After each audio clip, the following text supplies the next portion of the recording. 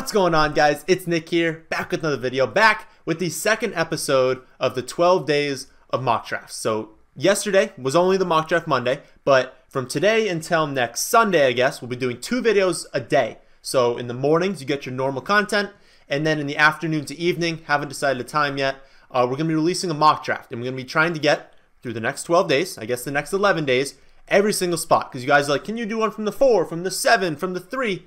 Sure, we'll do all of them. Today's going to be the 5, so I'm going to do this one on Fantasy Pros. I don't want to do every draft on Sleeper, although when I do the Sleeper ones, I'm going to be inviting you guys. So if you're in the chat, pay attention. I'm going to be posting the link. Follow me on Twitter. I posted out the link last time.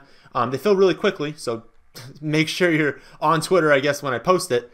But you're not going to all be in all of them because sometimes I need to make them really quick, but I also want to talk about players in between. So also want to give you guys some different ADPs. So for this one, we're using Fantasy Pros. It's going to be a mix of the expert rankings, composite ADP from different sites, and then best ball ADPs. I find that that's kind of the best indication of where people are drafting. I don't really want to use the pre-draft rankings because they're not very good. I don't know. The sites don't do the best job. I did 5, right? Yeah, they don't do the best job at actually maintaining those rankings. We're doing, you can see on the right, 2 running backs, 2 wide receivers, 2 flex this time. So we only did 1 flex yesterday. I like 2 flex leagues. I don't know if you guys are commissioners in your leagues and you want to change something up, add another flex spot. It allows the ability to be much more flexible. Like I like half PPR because it's a good mix of standard and PPR. It doesn't weight running backs or wide receivers more heavily. And then this, if you want to go running back heavy, you want to go wide receiver heavy, you can do it. I mean, giving you the extra flex spots. But anyways, let's do the mock draft. So it starts off with Barkley, Kamara, McCaffrey, Zeke. So you guys obviously know who I'm going to take. It's David Johnson. Would I have taken Zeke here is basically the question I was going to be answering because the 5 spot's tough. You know, you have that risk that Zeke holds out for the season.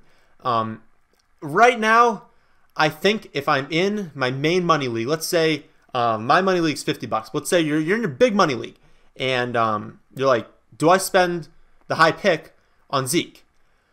I think that you do, but I would be going after Pollard. So if you're going to draft Zeke, make sure in, what would that be, like the 10th, 11th round, make sure you grab Pollard. I don't typically draft handcuffs, but we also don't typically see holdouts because Pollard's going to be a really nice running back while Zeke is holding out. So I'm cool with him at 5 if you know that you're going to have to reach in drafting Pollard. So that's my take, but we got David Johnson here. So I'll list off key names, I guess, if anyone got taken early, in case you're listening to the audio. But Kelsey went pretty early in the 2nd round. Other than that, to be honest, everything was normal, except Melvin Gordon went pretty early. I don't think it would happen, but I have seen people posting pictures of their actual drafts happening, and in the mocks, people are waiting till like the 3rd or 4th round for Melvin Gordon. But in actual drafts that I've seen, people are taking him a little bit earlier. So just something to note. Don't be surprised if you're in your hometown league and someone does jump on the opportunity to take Melvin Gordon at a discount in the end of the 1st. Don't be the person who does it, but know that it could happen. So who we're left with at running back is Dalvin Cook, who is like my 6th ranked running back, so we're obviously going to take him. But Dalvin Cook, Kerryon Johnson, Damian Williams, that's probably it. That's probably the 3 you'd consider at that pick. But then you could also go Mike Evans. I have Mike Evans in that 1st tier. I have basically a massive tier of the top 8. So I would consider going with him. But the ability to pair David Johnson and Dalvin Cook is just too good to pass up. So we will be going that way. Evans will obviously be gone by our next pick. So now that we have David Johnson and Dalvin Cook and we have an opportunity to start 4 wide receivers, it wouldn't be a bad idea to look at wide receiver here. I won't be doing it because I see Damian Williams still on the board. But if I were to draft a wide receiver, my options would be T.Y. Hilton, Adam Thielen, Amari Cooper, Diggs, and that's probably it. That's probably all you'd consider at that point. I don't have them all separated by all that much. I think it's pretty fluid who you take at that point. If I was taking someone, it would still be T.Y. Hilton, even with the concerns over Andrew Luck. He's awesome, and I do have him, I believe, in a tier ahead of all of them. But I won't be, because Damian Williams is the clear starting running back on the Chiefs. I know there are reports that they're going to use a committee, but listen, you can finish, like I've said in every single video, feels like this week. I keep using the stat that you don't need to get a ton of touches to be a running back one. If you look at carries, the top 10 running backs last season, only 2 of them had more than 17 carries per game. 17. So will Damian Williams get like 18 carries a game? Probably not, but he doesn't need to be. He's on the Chiefs. So he's going to get touchdowns. He's going to be heavily involved in the receiving game. He's going to get his carries. He's my running back 3 on this team. So since he could easily finish as the running back 1 overall, since we just saw him at the end of last season be the running back 1 overall, yeah, that's really good upside. So being able to take David Johnson, Dalvin Cook, and Damian Harris, I feel more than okay with my running backs. I know some of you have just looked and saw a week 12 bye for all of them. Pay no attention to that. I don't even want you to use that as a tiebreaker. I never, ever, ever look at a player's bye week. You have no idea how your team's going to look in week 12, so don't be making roster decisions in your draft just based on a bye week, okay? You've got no idea what the league's going to look like at that point, no idea what your running back depth's going to be, so don't pay attention to it. And imagine winning week 12. Imagine you bench those guys, you start some wide receivers, you start 2 running backs, you fill in, and you win that week. Well, now you're in way better shape than if someone who is missing a key player every single week. Just something I wanted to point out. Quarterback, we're still not looking at, but I want to point out that Watson and Rodgers are still on the board. It's the late 4th round now.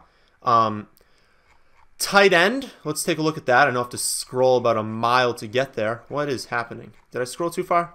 I probably scrolled too far. I apologize. Tight ends, where are you? Where are you? Oh, they're on the right. Okay.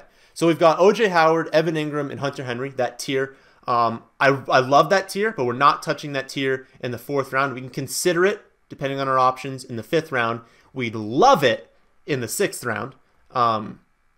What are our other options, though? So we've got Derrick Henry, David Montgomery, drop off, and then Tevin Coleman, Miles Sanders. That's basically how I view the rest of these rankings.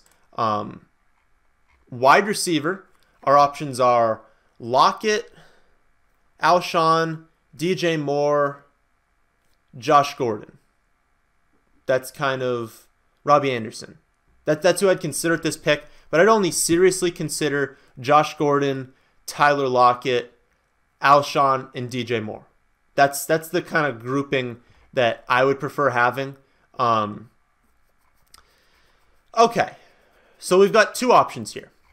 One is we take Josh Gordon, who's my next rated wide receiver. He's going to be the clear top option, not the clear top options in targets, but the clear number 1 for the Patriots. And he's amazing. He could finish as the wide receiver 1. So being able to pair him with these running backs, I love. I do look at this wide receiver position and I wonder that upside. I mean, if I love these running backs and I can hit on one of these guys to finish as a wide receiver 1, then you're starting to look at a championship team. So I am leaning more upside than safety with my next wide receiver pick. But I'm also looking at the running backs. And I love Derrick Henry and I love David Montgomery. And then I do see a drop-off. So the option basically here is, do I take one of those 2 and then hope that Josh Gordon is available in the 5th round and then hope I can get a tight end in the 6th round? That would be nice. Or we stick with, I guess, Lockett or Josh Gordon with this pick and then pick up Coleman or Miles Sanders at the next one. So how about that? Comment section. Which 2 would you prefer? I would go Dave Montgomery. So would you prefer David Montgomery and then hopefully whichever wide receiver you think's on the board? Or would you rather go with who I would take is probably Josh Gordon at wide receiver and then Coleman or Miles Sanders? What would you pick? I think Josh Gordon will still be there at the next one. So I am going to take David Montgomery. I know it's a 4th running back, but these are 4 running backs I can see as finishing as running back 1s. And any team who has 4 running back 1s is going to make the playoffs, is going to have a serious push for a championship. So if we look down, Josh Gordon's still there, and Tyler Lockett's gone. So we are going to take him.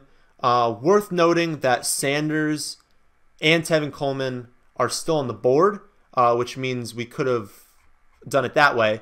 But I would have taken Josh Gordon anyway, so it was worth waiting for this next pick. I would say thin at wide receiver, but there are so many wide receiver options mid and late that I'm really just not concerned at all. Tight end. Is it still going to be down there? All right.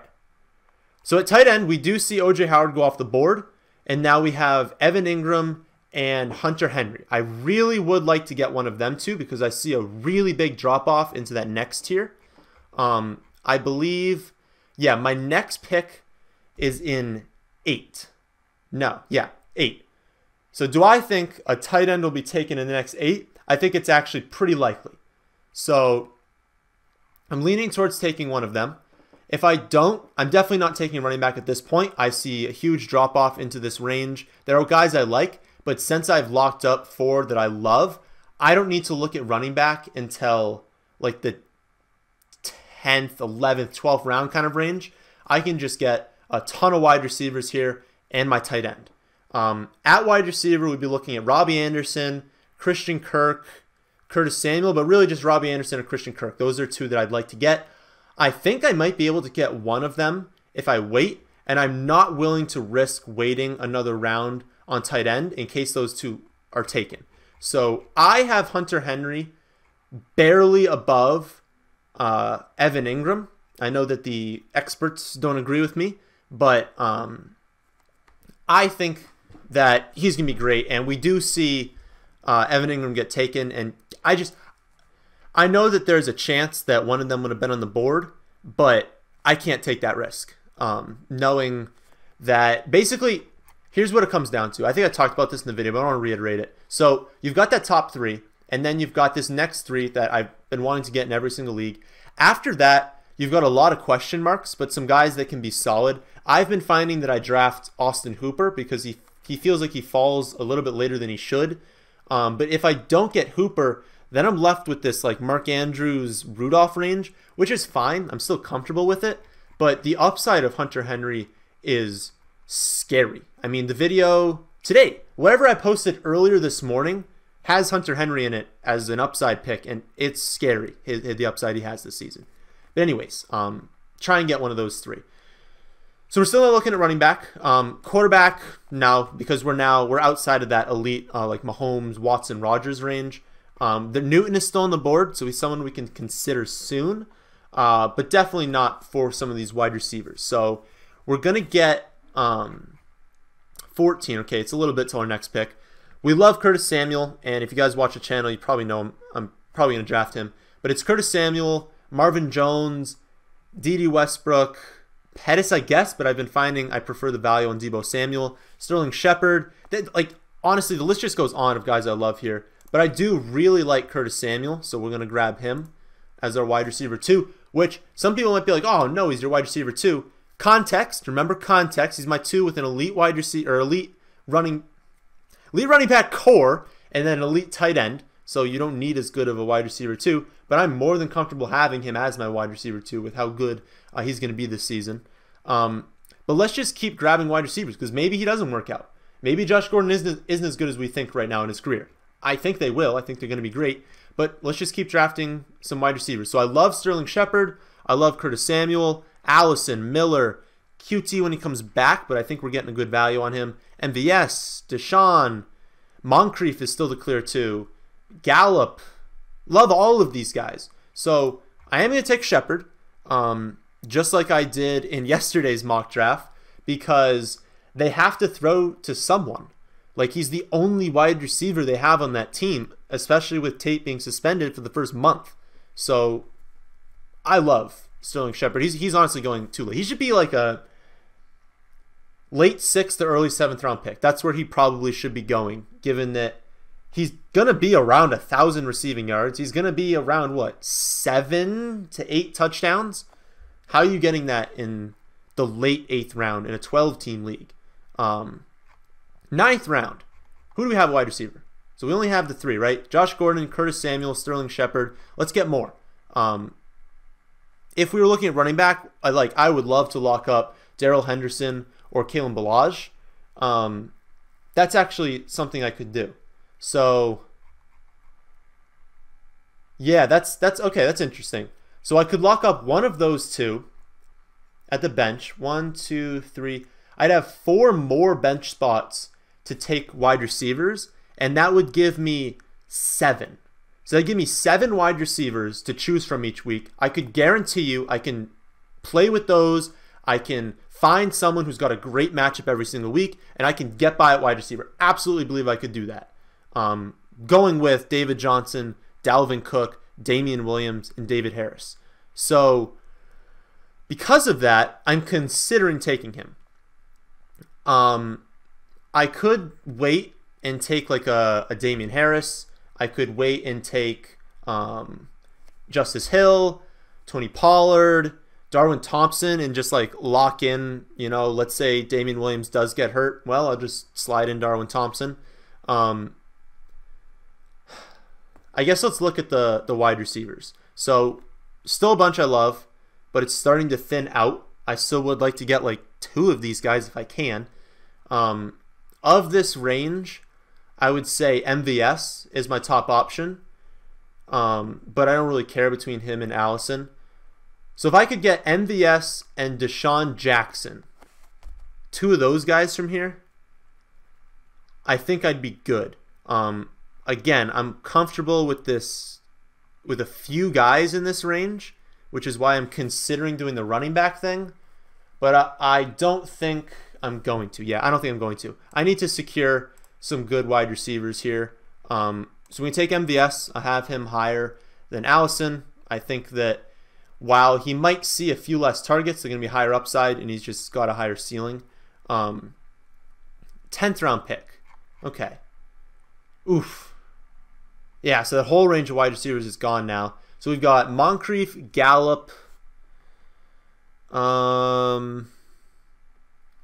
Like, it drops down to there. Okay. So we definitely need one of these 2. Of the 2, I'll take Moncrief. People are overreacting to the preseason with James Washington. If you look at first team snaps, like who is playing with the starters, it's entirely Moncrief. Like, Moncrief's getting all of those snaps. I think James Washington has like 1 snap with the first team offense. Now, he's the 3, and he's going to be out there starting, but Moncrief is still the clear-cut second wide receiver as of right now. Maybe that changes going forward with how good Washington's been, but right now, Moncrief's the clear-cut number 2 on a high-volume, high-passing attack offense. So I'll absolutely grab that in the late 10th round. 11th round pick, looks like Gallup is still there, which is really nice. So Gallup was a very talented receiver coming into the draft. I was very high on him. I wanted the Patriots to draft him. They unfortunately didn't. But he's got a really nice ceiling. It's his 2nd year, and typically maybe he breaks out in like the 3rd and 4th year. But I think he can put together a really nice season.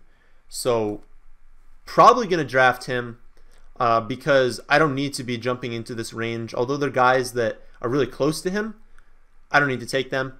We can look at quarterbacks. So our quarterback options are Kyler Murray, Goff, and Cousins and Breeze probably in this range. But again, we don't need to because there's a million quarterbacks.